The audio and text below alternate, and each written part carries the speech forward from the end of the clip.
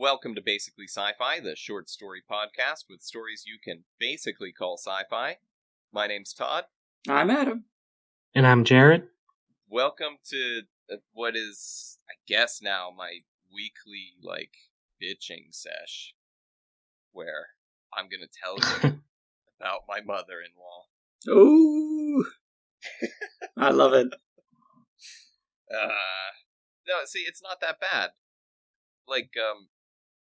It's birthday season here. Birthday season? Birthday season. That's not a thing in Japan. I just mean, in my house right now. My dog's birthday was earlier this month, and my wife and my birthday is 6 days apart, coming up. So, the mother-in-law came to visit for all of our birthdays. Well, I mean, I just lied. I just gave away the point of the story. It was not all of our birthdays.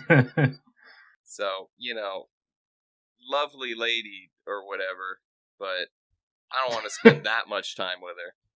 So I'm thinking she's coming down here to get all the birthdays done. And she comes over, cooks us a nice little meal. Gives it to the dog. Gives it exclusively to the dog. Yeah. That's funny. Well, no. Well, no, she kept complaining. She kept saying the whole time how she felt bad because she came over and she cooked for us. And, she brought sashimi and, we had these great raw oysters. Yeah. Nice. Yep. And she kept saying, I feel bad because we're celebrating Kissy. Kissy's my dog's name. We're celebrating Kissy's birthday. And I'm like, and also us. And also us. And also us. But, nah, that means she's going to have to come back next month to do it all again for the humans. Hey, you got free food? And that's something you can always appreciate, to be honest. I guess, but she came here on a Friday, and that's when I hang out with you guys. Well, tell her to bring her headset, and she's going to play 7 Days to Die with us. It's required if she comes up another Friday. Make her take point. Yeah, I guess you'd have to, because she doesn't speak any English. Which, whatever. It's funny how there is that. My significant other's grandmother also literally does not know hello or thank you. Yeah. It is interesting. It's how have you not... that is literally, in all kinds of fucking bullshit media here, and also there are English letters on everything. So I'm reading right now, Sunshine City, right outside my window. English letters. Right. Yeah. And you can't say thank you.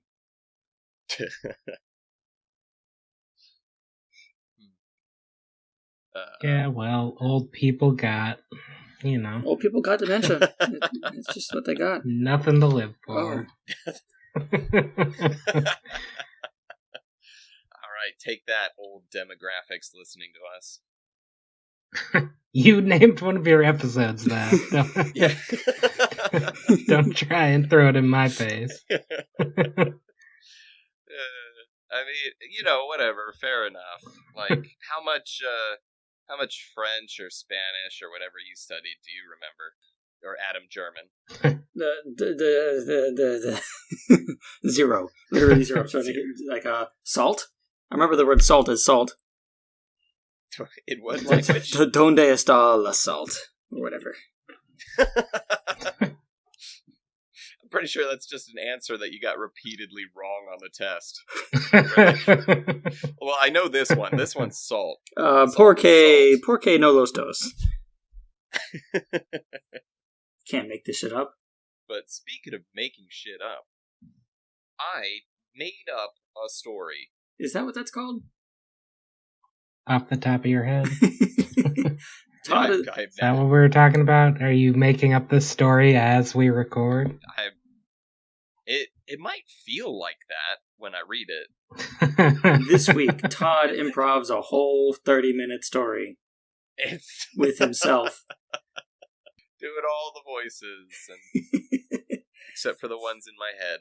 So yeah, I did make up a story off the top of my head that I wrote down and, I don't know, edited a bit.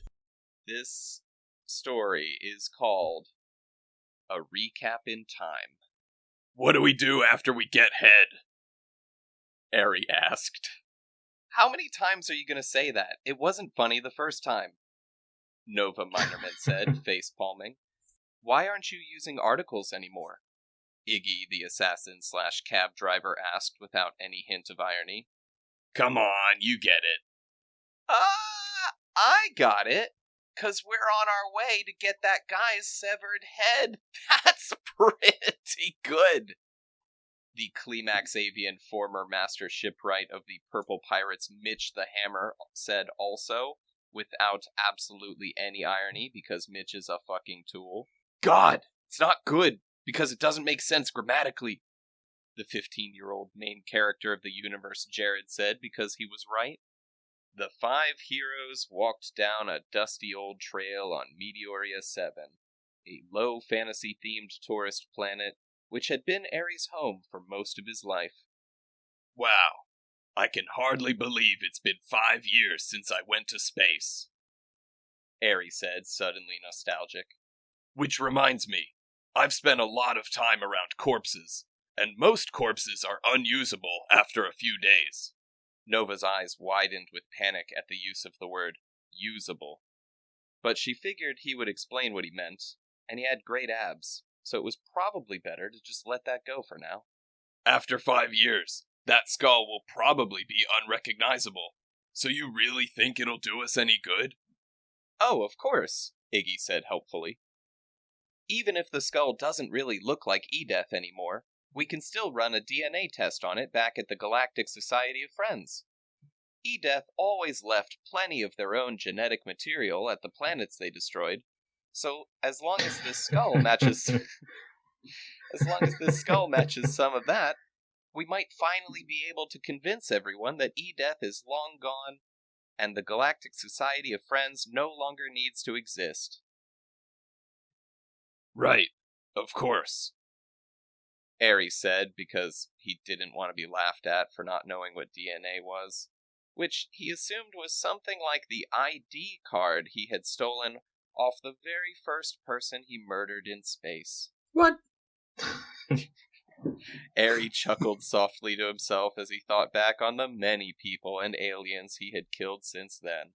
You know, I can hardly believe it's been 5 years since I went to space, Eri said again.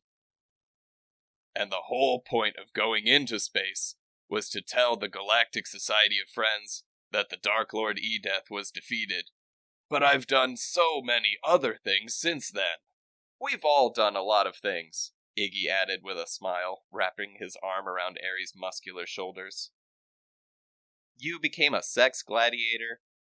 I successfully accomplished some really cool assassinations. And Nova kind of recovered from her alcoholism. I sure did, Nova said as she took just a small sip from her flask because she hadn't eaten breakfast yet. It's okay as long as it's a small sip. Yeah. No swigs. And I spent 5 years in a prison cell chained to a wall, Mitch said, even though nobody asked or cared. Yeah, wow, Mitch, that's cool. But hey, it sure has been 5 years since I went to space, Eri began to say for a third time, when the group reached their destination. Hey, the golden space elevator that Edith made is still here, Nova said excitedly. Wow, even though it's been 5 years. Maybe Edith's head or corpse will still be here too.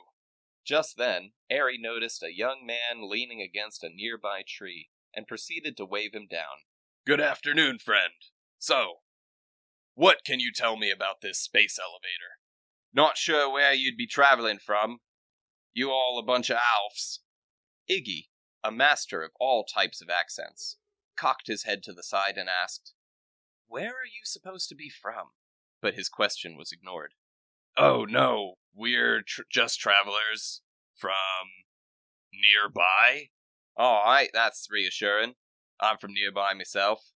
Just had me a bowl down ears like I normal do after me lunch. You was saying something about a helivator.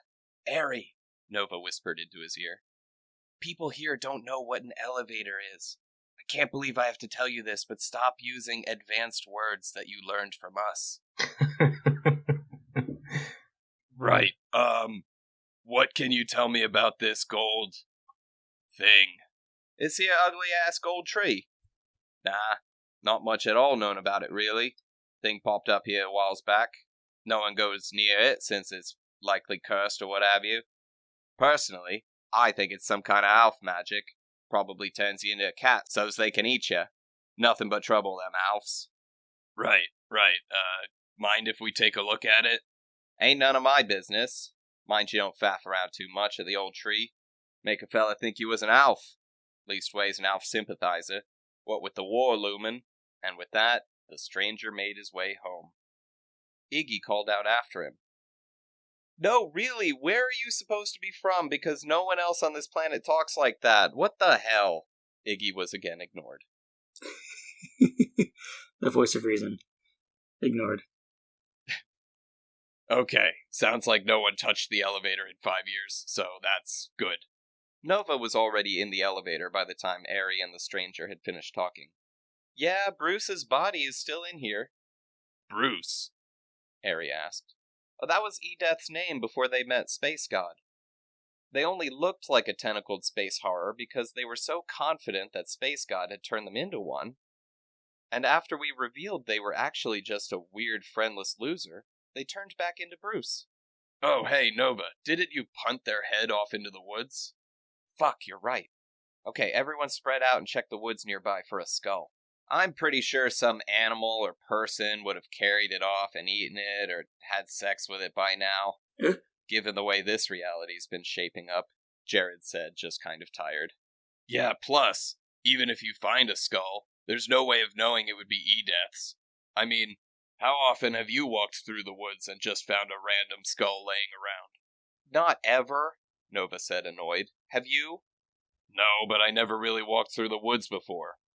Mostly, I spent a lot of time in the dungeon. Lots of skulls there. In the end, the group decided to just break off one of Edeth's hands, because hand bone DNA is strikingly similar to skull DNA. It's a shame we couldn't get any head, Airy said, smirking like an idiot. But what do you guys want to do after the job? What job? Mitch asked, because no one else was about to fall into Airy's trap. The hand job. This started out as a skull job, but now it's a hand job. Now that we got the hand, our hand job is almost finished. Oh, I feel like a little kid for laughing at that. But it's still funny. Mitch laughed way too hard at that, and everyone turned around on the dirt road to head back to Iggy's space cab. And as they walked down the dirt road, a group of cloaked figures approached from the opposite direction. The shortest of the group pulled down her hood to reveal that she was actually Airy's ex-wife, Mika. Everyone gasped. Hey, Mika, is that you? Wow, Airy, what a surprise, Mika said nervously, her eyes darting left and right frantically. Yeah, hey. Wow, I can't believe it's been 5 years since I saw you. Airy looked at the group of hooded figures following Mika.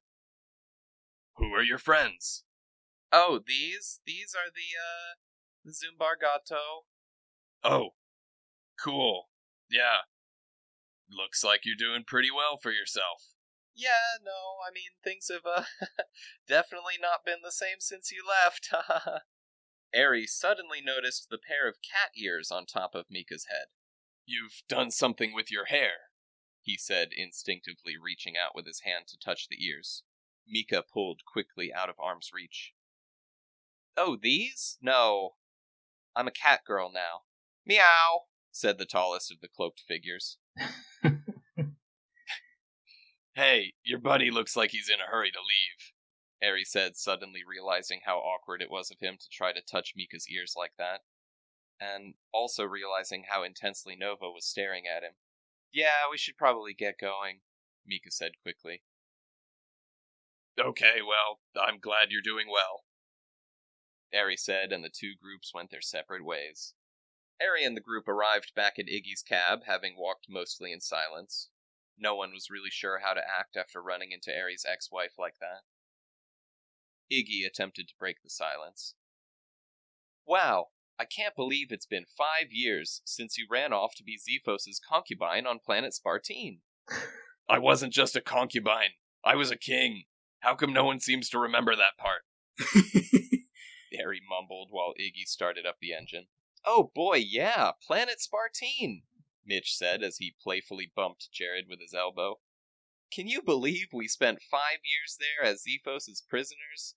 I bet she'll be plenty mad at us the next time we run into each other. Don't ever touch me again, Jared said, looking straight forward, pretending everyone else didn't exist. And with that, Iggy's cab ship, the Rat Scallions Are Second-Class Citizens 1, zoomed off for the Galactic Society of Friends. The warp jump from Meteoria 7 to the Galactic Society took only a couple of seconds. Iggy checked the fuel gauge on his ship. I've really got to get a new ship that doesn't run out of fuel every time I warp jump. Oh well, I'm sure the Society will be able to get us a tank of gas after we deliver the good news. The Galactic Society of Friends is a giant amusement park/Senate building where an alliance of planetary governments bound themselves together specifically in order to defeat or submit entirely to the Dark Lord Edeth. Edeth had made it a policy of his to negotiate only with the lowest-ranking member of any government, and only to do so after killing any and all other authority figures. Therefore, every member of the society had renounced their former titles, be they kings, queens, or presidents, and taken only the position of intern. One intern was then chosen as a sacrifice. The squid-like Ikaphrygian Yoayuki was granted all the remaining political power in the universe and bestowed the title Supreme Guy in Charge, so that Edeth would know exactly who to kill. However, with the Dark Lord Edeth having been gone for the past 5 years, and given his friendship with the purple pirate Vin, some began to say that Yoayuki perhaps shouldn't have been given so much power. Wow, I can't believe it's been 5 years since the last time we came here, Nova said to no one in particular. Yeah, sure was a shame how we weren't able to deliver the good news about Edeth's death just because we accidentally caught the Supreme Guy in Charge Yoayuki laying down on top of his desk jacking off. What? Talk about a sticky situation. Iggy said, and then proceeded to play a laugh track from his mouth-based speaker. I'm sure this time will go better. Does anyone remember the way to Yoayuki's office? Yeah, I think so, Nova responded. It was past the ball pit and the laser tag arena, and then up the golden escalator? Past the ball pit and the laser tag arena and up the golden escalator was indeed the office of the Supreme Guy in Charge. Gosh, Iggy said. This place sure seemed a lot more busy last time we were here. That can only be a good thing. I haven't really been paying attention to the news the past 5 years. What with the alcoholism, Nova confessed. Maybe people just finally noticed on their own that Edeth was gone, and the society was already disbanded. No, the society wasn't disbanded, Jared said. You might not have been paying attention to the news, but I have. You really shouldn't speculate about things you could easily know if you were paying attention, or could even just look up anytime you feel like it. Do you guys not have phones? Shots fired. I'm feeling attacked. Shut up! You're feeling attacked. The character's named after me. Shut up! You're such a downer, Jared. Eri barked. It's not named after you. After braving the perils of talking to a man with a funny accent, a tense confrontation with Eri's ex-wife, and the hellacious few moments packed tightly in a racistly named cab car, the 5 heroes were finally at the door of the Supreme Guy in Charge, Yoayuki. I hope he's not jacking off in there again, Iggy said, not trying to be funny. But Iggy opened the door slowly to reveal... To be continued. Oh, shit. Ooh. He's gonna get semen in his face the next episode, isn't he? Just to start it off with a bang. I don't know. I mean, I guess I know, but I don't know. You'll have to tune in a few weeks to find out. Reintroducing the characters this time around, I think, is going to be a good spot for new listeners to be able to jump in and kind of like grab on. So that's nice. We could put that in the, what's it called? The thing at the bottom of a YouTube video. Like, good first episode for new listeners if you want to find out what's going on in the Toddverse. Or whatever. Yeah. That was kind of the point. Yeah. It's also, it does feel really 90s. I was getting like Friends vibes or Seinfeld vibes or like, I don't know, sitcom vibes. Digging it. Just the whole continually referencing that they're doing a recap episode. Yeah. Yeah. See, I was hoping that would be the funny part of the episode, but I was worried because not at any point is it really laugh out loud funny. It's just kind of funny in concept. So I was worried about that. I think it was funny. On a separate note, though, I really dig the space elevator thing. I really enjoyed that. I like any kind of hard science you can throw into this shit. So, really digging the space elevator. Well, or the if big you want to find big out tree. more about the space elevator, then check out episode 5, I think it was, which is the end of the Dark Lord Edeth arc. When he finally built himself an elevator and cut his head off in it. That's probably what happened. Who knows? Yeah. Point is, he's dead. And there ain't no head. No, it got punted off into the woods. Where the cat people are hanging out. Yep. Oh yeah, the cat people. What are they called again? The Zumbargato, right? Yeah. Yeah. I remember the thing. Nice. Oh man, that mostly because I heard you say it and I'm like, wait, why does that end with cat? Why is oh yeah, because they're cat people. Yeah. They wear cat ears and call themselves cat people. No, the cat ears are a translator for the uninitiated non-cat people. They are cats. Yeah. Yeah. Yeah, Mika, I guess maybe now she's a Zumbargato too. At least in her heart she is. Yeah, I love the science and the guy with the accent. He was really nice. I really enjoyed that bit of flavor. Oh, thanks. It sure was an accent, huh? The giving just like a side character who possibly has no name an accent like that really does feel like the world is bigger, you know? I think that's pretty good. I think we often neglect characters that are not directly related to the plot. Yeah. I don't even write them. Sorry, main characters only. The rest of the world is an empty wasteland. Yeah. Yeah, I wanted to use an accent that I'd never have to do again because he's not coming back. Yeah. Well, now I almost demand him to come back. That works. Such a good accent. Oh, thanks. Crikey. If any of our what accent was that?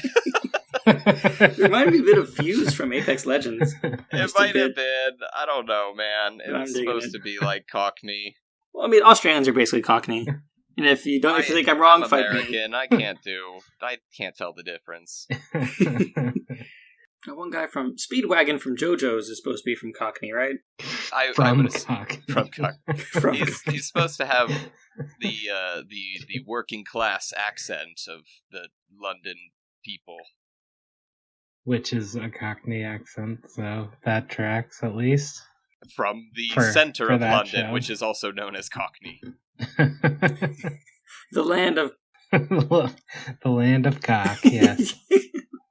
The Cocks. If you just say the land of Cocks, it sounds weird. No, it's the Cocks. I don't know That's what they want to be called. if that is accurate, but it sounds like it could be. Anyways, why the fuck do you have a character named after me? I told you from the start, it's not named after you.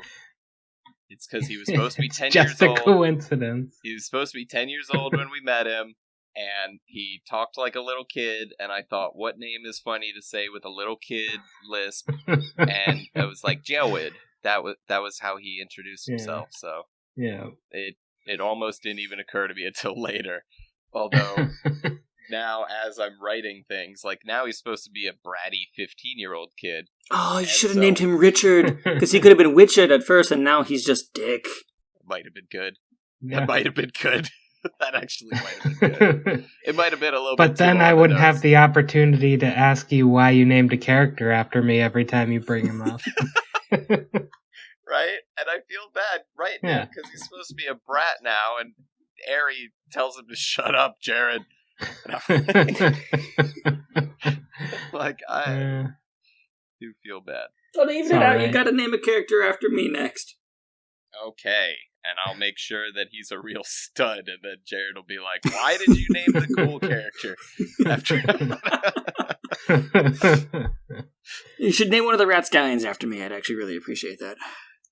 Okay, well, here's the thing. Leave a like, comment, and subscribe, and if you're the first to leave a comment, well then, hey, I'll name a character after you.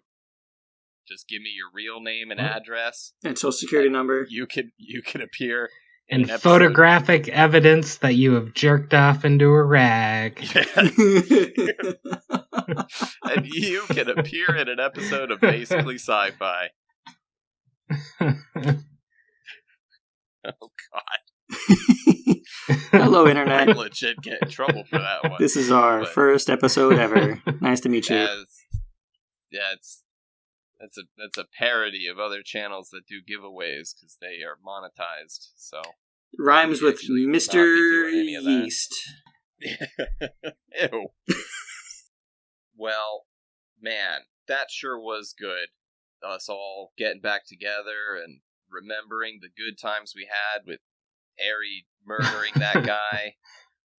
And, you know, this will be the episode to Yeah. rival the Friends reunion episode that's coming out on TV. Is that a thing? Yeah. Oh no. You're gonna be like 70 years old in that fucking reunion. What? What? No, they're like in their maybe 50s. Basically 70s. Anything over the age I am right now is fucking old. And anything younger than me is a fucking baby. And Yeah. that's how I view the world. So, thanks for listening to our better than the Friends cast reunion episode of Basically Sci-Fi, and I will see you guys later. Bye. Yeah, bye.